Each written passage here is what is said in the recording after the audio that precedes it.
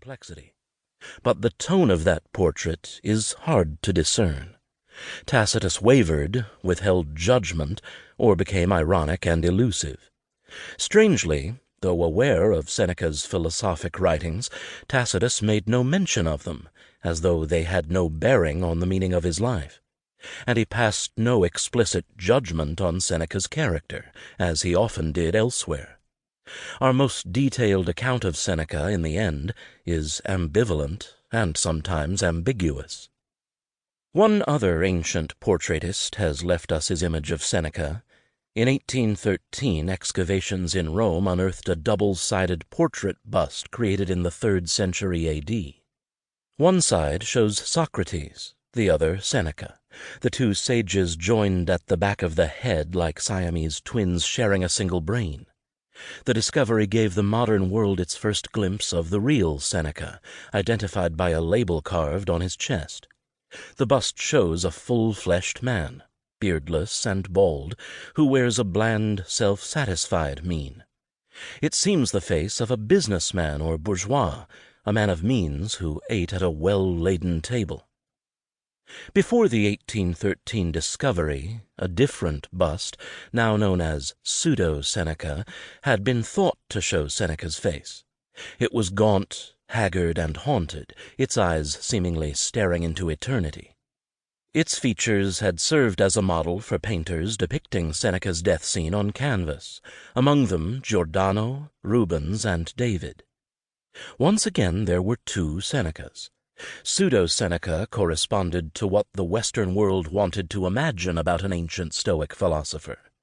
Its leanness seemed to represent a hunger for truth and a rejection of wealth and material comfort. The discovery of the true Seneca in 1813 dispelled that fantasy. The world that gazed into that fleshy face realized that Seneca was not who he was thought to be. The recovery of the 1813 bust parallels, for many, the experience of learning about Seneca's role in the history of Nero's Rome.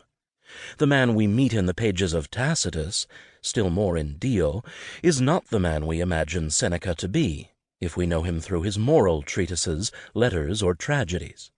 He does not seem to match up well with those writings, especially in his relationship to wealth.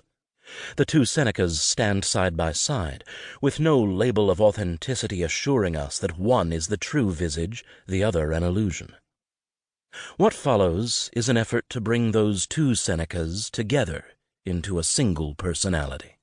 It is a task that I had long believed impossible, and perhaps I was right to do so. Seneca wrote much, but made few clear mentions of his political career, and he played a role in politics that often ignored the principles of his writings. My goal has been to hold both the writer and the courtier in view at all times, despite their non-acknowledgement of each other. The resulting book is part biography, part narrative history, and part an exploration of Seneca's writings, both prose and verse.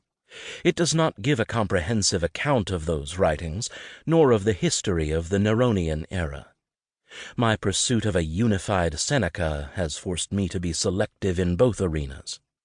I have focused on those Senecan texts and passages of texts that connect most clearly with Seneca's life at court.